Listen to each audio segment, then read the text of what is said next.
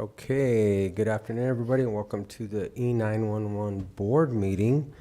And with us, I think we have everybody in the room. So, except for Scott Anderson, who is first on the agenda. So we're going to go right beyond that, and we will go into the discussion and the possible signing of the contract between Montezuma County and CenturyLink. So, Chief, do you want to come on down or anything? But I'm going to turn it over to Ian first because we actually had the time actually to look at this contract. So. Yep. And so, Commissioners, I looked at this in pretty close detail. I certainly have some comments and some concerns, but what I want to do is I want to run through those comments with you. I know that this phone contract is time sensitive, and so there is sort of a drive to get this price locked in if we can. Some of these terms probably are not going to be very negotiable given who we're negotiating with, CenturyLink. I mean, some of this stuff is pretty standard. It's not real advantageous for us in certain circumstances, but it is what it is. So what I want to do is I'm just going to run through the comments I had, and then I'll turn it over to you guys. We do have a clean copy of this contract for you to sign if you want to today. If you want to negotiate some of these points that I've illuminated, then we can go ahead and do that. So that's kind of how I foresee doing this today. I want to start with item number 2 of this contract. One question I had was whether there would be any additional service schedules, service attachments, et cetera, with this contract, and the answer is no. This is the complete contract, so we're good there. Hopping down to section 9.1. This is the damages limitation. In an ideal world, this entire paragraph would be deleted because what this is something that limits liability for CenturyLink and Lumen if something goes wrong with their product. If the phone breaks and for some reason somebody's hurt or dies and we get sued, they disclaim liability. And so, it certainly is a problematic paragraph. One suggestion that I had that, we could use to make it better would be to add a clause saying that, they would disclaim liability unless such liability would result from their willful misconduct or negligence. What I can tell you is the chances of them waiving this is very slim. This is pretty standard language in these types of agreements, but you guys just have to understand that they're waiving liability for if their product fails. And so that was a comment that I wanted to throw out there. Section 9.2, that's a disclaimer of warranties. What that says is that Lumen makes no warranties or representations, express or implied, as to a warranty of merchantability or fitness for a particular use. That's pretty significant. What they're saying is, if the product, they're not saying the product's good for what they've said it's good for. Now, obviously, I know it sounds a little bit ridiculous. I mean, they've put out this quote saying that this is what they're going to fulfill, but what this means is if we were going to bring a legal action, we wouldn't be able to bring it on the basis of a breach of warranty. It would be on the basis of a breach of their RFP and their promises in that. It's a slight distinction, but breach of warranty claim is a powerful tool that we can use in the court context.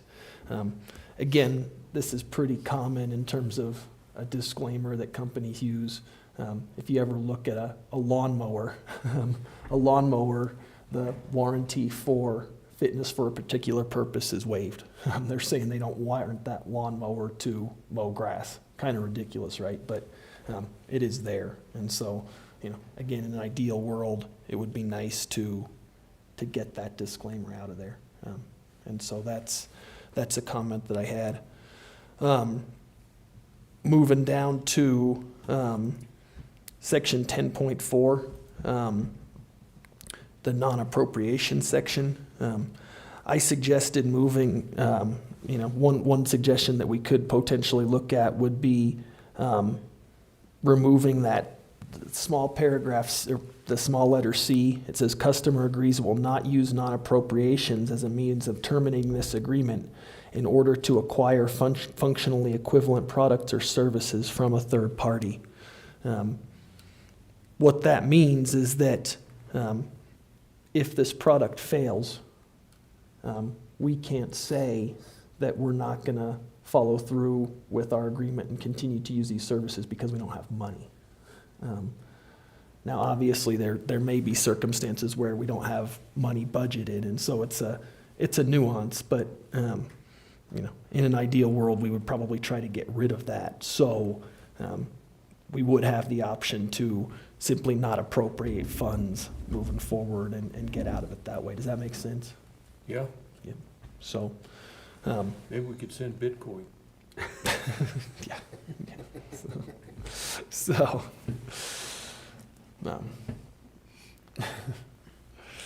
so that's that. Specifically BTF Bitcoin, huh? Yeah.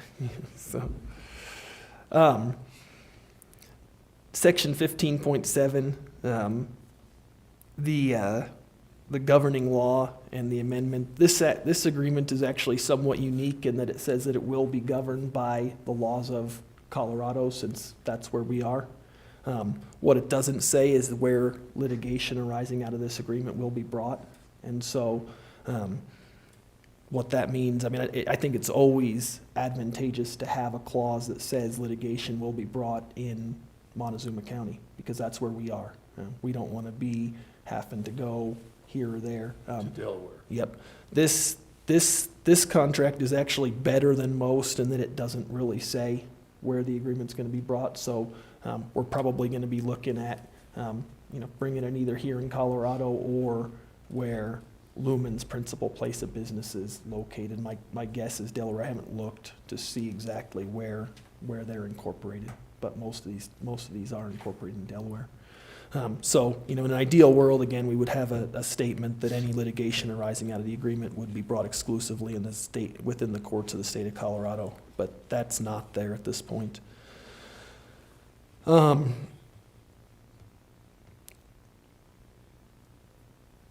than that, this was just sort of a detail. If you go down to addendum 1, it's towards the very end, Travis.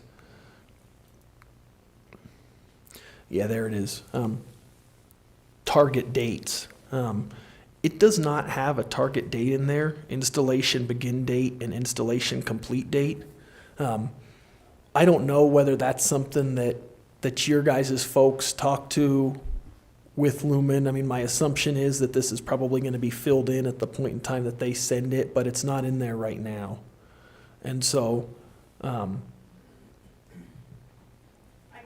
guess is they have no clue as to when the equipment's gonna get. That would be my guess. and that could be. And so, the way this is at this point, this is very open-ended.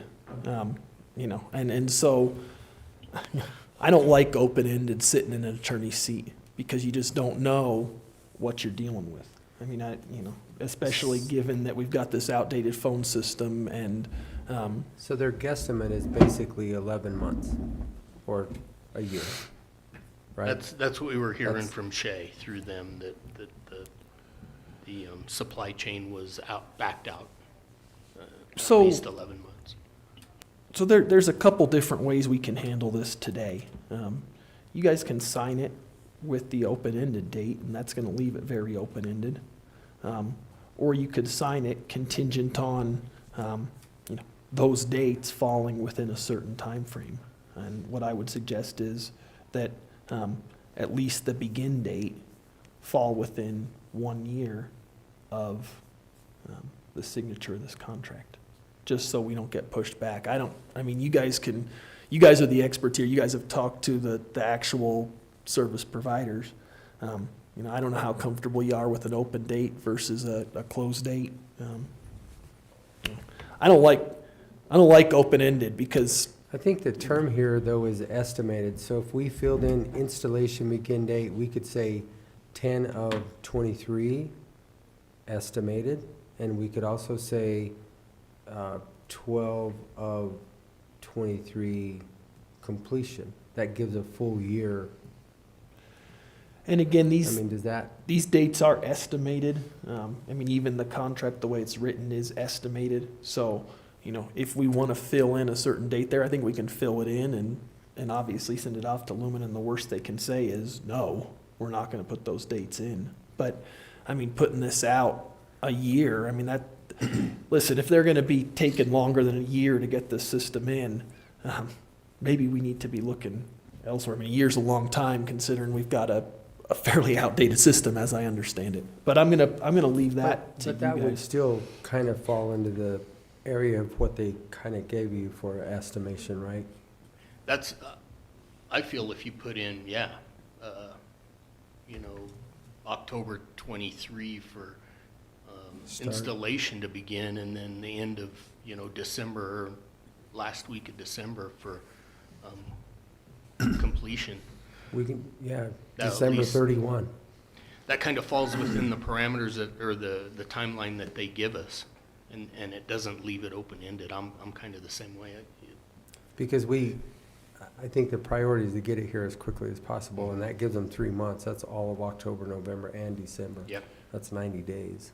And I think the advantage of having a date in there, even if it's estimated, is that way you don't end up, you know, 6 weeks down the road. I mean, then at least you have something to hang your hat on and say, hey, you know, this is what we got, this is what was in here, and this is what we estimated, and we're not even close to it. So, so if you guys do decide to sign today, and if you guys, my suggestion would be to fill in specific dates under there, and then we'll have to send it back to Lumen. Obviously, they're gonna have the ability to accept it or not. I mean, they might not accept that change, I don't know. But my suggestion would be, I think you're right, Chief Knuckles, I think having a solid date is good, and so I would fill in a date there, 10/23 of 23, and whatever you guys want to do on the backside, 12/31 of 23. That's my recommendation. That basically gives them plenty of time, and it falls within the estimations that they gave us up front anyway.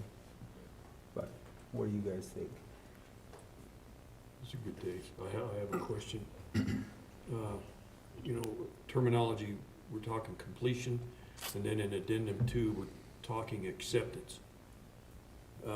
Is acceptance or completion the same as acceptance? No, Because two- I'd want you to prove out this equipment before we cut them a check. Yep. My understanding is completion is when it's installed and operational, and then when we operate the equipment for a period of time and say, okay, it's doing what, you've done your little tweaks that we've asked, and we got it running the way Okay. you said and we want. That's kind of how I understand it.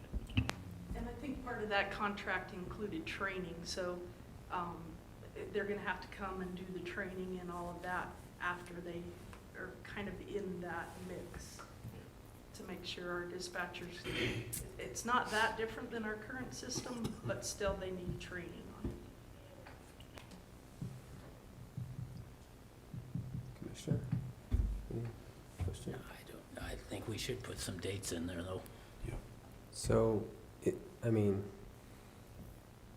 so here's my concern, is if we, so we have two issues. One, the dates, which I think we've pretty much decided that those dates will work for all of us. But if we mark this up, send it back, we're gonna run out of time, and then they're either gonna go up in price like everything else, or we're gonna lose out on this thing. So, and again, I really appreciate, Ian, your due diligence on this, but it's kind of a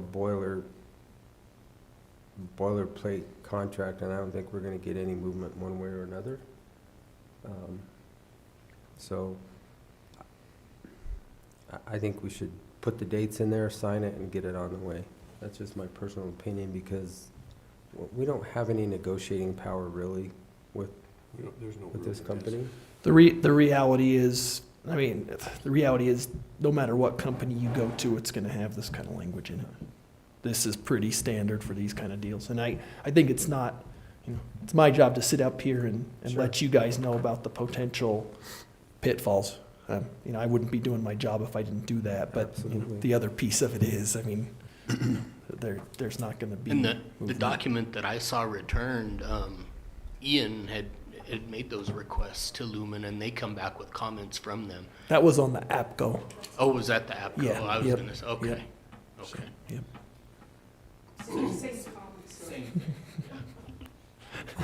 Yep. Yep. Same comments. All right, gentlemen. I'm done. Okay. So when you guys make a motion, what I would suggest doing is that you make a motion to sign this and that you put into that motion those dates that we talked about, the estimated start date of 10/23 of '23 and the estimated completion date of 10/31 of '23. And then write that in Yeah. when you sign your name. We can, You want it 23 or the 1st of October? 10/1 of '23 Okay.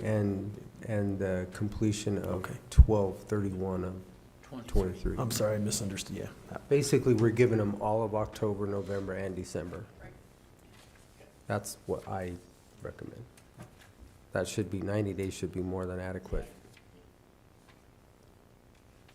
So, And who knows, they may perform well, sooner.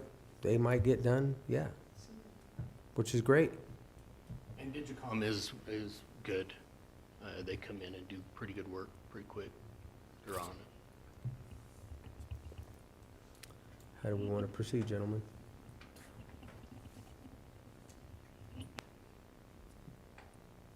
I don't have any problems. I Okay. think we should just proceed ahead with those Yeah, days. we can. Let's sign it then. Yeah, let's sign it. Motion to sign this agreement with the dates included of 10/1 of '23 to start and 12/31 of '23 for completion is best estimates we can get. Second. Okay, it's been moved and seconded to sign the agreement. Travis, can you go back to the top so I can actually get the language?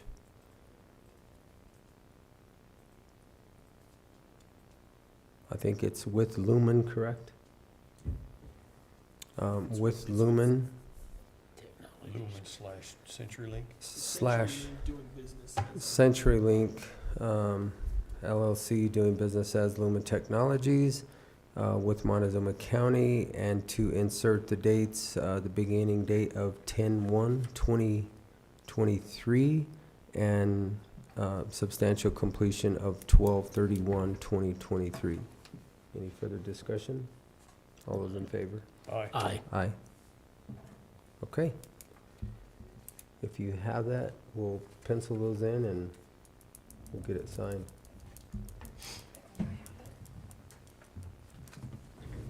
Here's where the dates are. I can't, and then there's where you sign. If that's.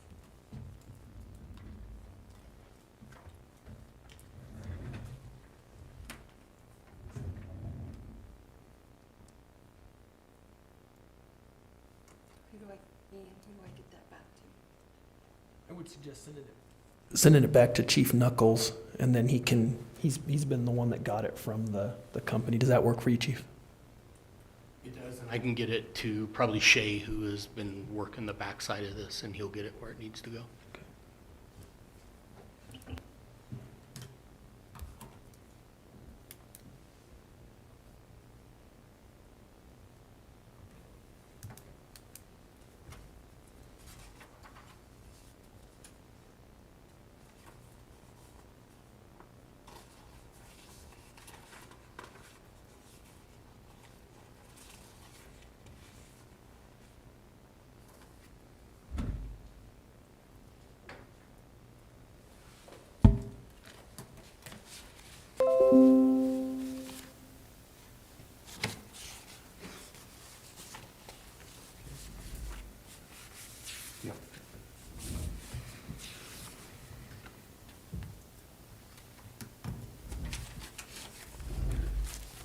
Great.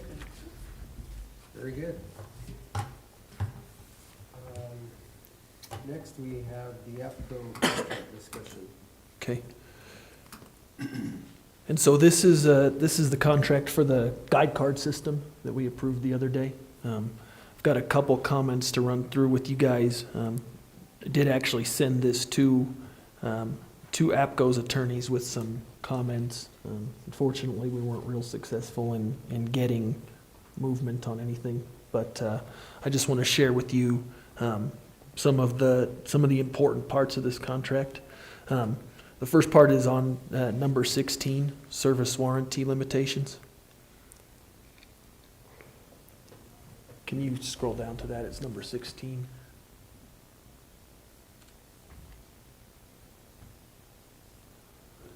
Yep. And so this is that first item. This is important contractual language. What you guys have to understand here is what this is saying is that the duty to ensure that our hardware system is compatible with the guide card system falls wholly on us. So APCO's not warranting that their guide cards are going to be consistent with the system that we've put together. Now, obviously, we've had our technical people review this. They say that it's all going to work, but that duty falls on us. So, that's an important contractual provision, obviously, and I just wanted you guys to be aware of it. The APCO attorney wrote back and said that, there haven't been compatibility issues, but that language is what it is. So, be aware of that.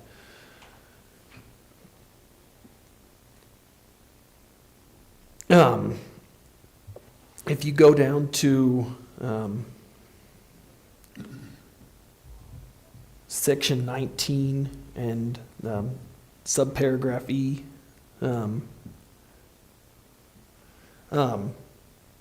what this is another disclaimer of liability relating to the accuracy and completeness of the data that these guide card systems provide. What APCO is doing is they're disclaiming their liability here for the accurateness of their guide cards. It's surprising to me in looking at something like this. I mean, accuracy is so important. We rely on these things. Lori, you probably know better than anybody how important these are and how important it is to rely on these things. I hate this language. I hate that it disclaims the liability, but that's what it does.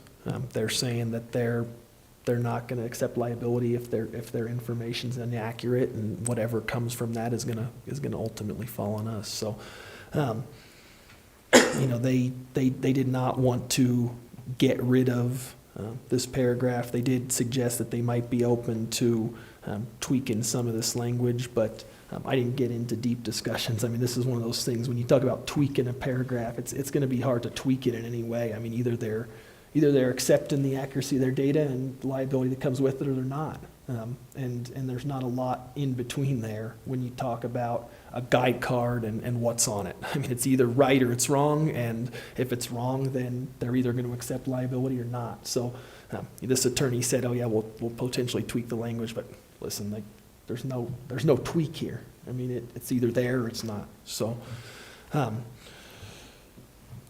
jumping ahead to section 25, this is another limitation on liability clause, almost identical to what we saw in the last contract. If the guide card system fails and somebody gets hurt or somebody dies, Lumen's not going to accept liability. They don't want to strike this paragraph out. They think that this is something that, obviously they said both parties are making a good faith effort, but what it is this is a limitation on liability, and it's, it is what it is. Not ideal, but that's what's there. Moving down to 28H, this is a choice of law provision. The parties agree that this government, originally, they wanted the agreement governed in accordance with the laws of the state of Delaware. And in the event of any litigation, they wanted a claim brought in the state of Delaware. I asked that the laws of Colorado apply to this agreement and that any litigation be brought in Colorado. They met us in the middle on this one. They said that they would construe this agreement in accordance with the laws of Colorado, but they weren't going to put any language as to where the agreement would be brought. What that means in real life is this. If we were to have an issue with this agreement, we could file suit in the state of Colorado. This company has availed itself to the jurisdiction of Colorado courts by negotiating with us. And so probably if we filed for the breach of an agreement, we could file it in Colorado and we'd be successful bringing it here. Vice versa, if they decided to file for breach, they would most likely be able to get it in Delaware. Does that make sense? So that's where it stands. I think it's certainly from my perspective, it's better than nothing. I don't know Delaware law. I don't really want to go litigate in Delaware. So at least we know what set of laws we're using. And hopefully, if they breach, we can at least get an agreement here. So those are my comments on this one. Again, a lot of this stuff's pretty standard. A lot of this stuff is going to go back to the RFPs that were put out and that our technical folks reviewed, and they have to live up to those things. And we had a lot of really smart people here saying that what they promised to do was going to work. These guide cards were going to work with the other systems. So that's where we're at. The contractual language is what it is. There are some disclaimers in there that aren't ideal, but there it is. And this is the clean version of the guide card contract. You've got a signature line on page 13, I believe. And this does have the change to the state of Colorado. That was the one change that we were able to get incorporated in. So I don't know where you guys want to go. We got one change. We did. Wow. I would so move we authorize the chairman to sign the APCO and Telecom Guide Card Software Service Agreement. Second. Okay, it's been moved and seconded to sign the APCO and Telecom Guide Card Software as a Service Agreement. Any further discussion? All those in favor? Aye. Aye.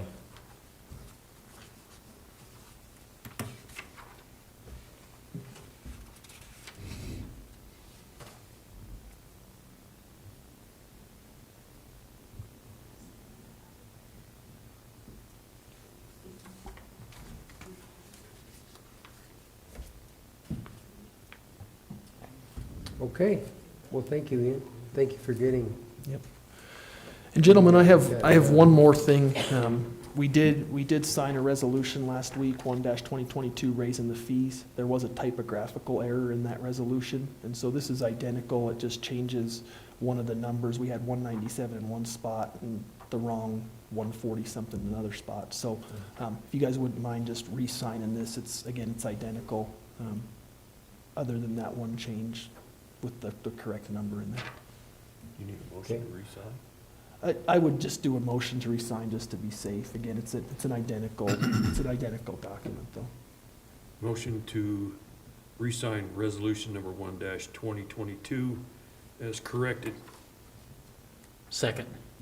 Okay, it's been moved and seconded to sign resolution number 1-2022 with the corrections. All those in favor? Aye. Aye.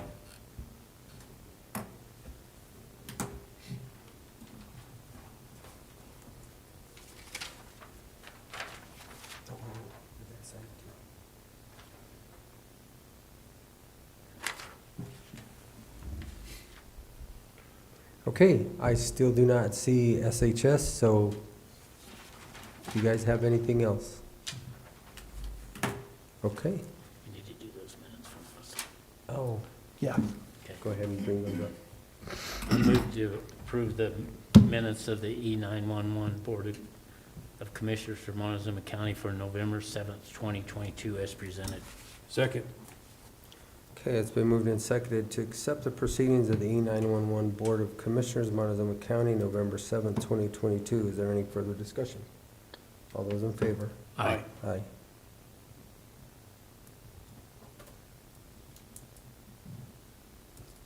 Okay, now, give me anything else? Good? Okay. I would accept, Motion to adjourn? Second. all right, it's been moved and seconded to adjourn. All those in favor? Aye. Aye.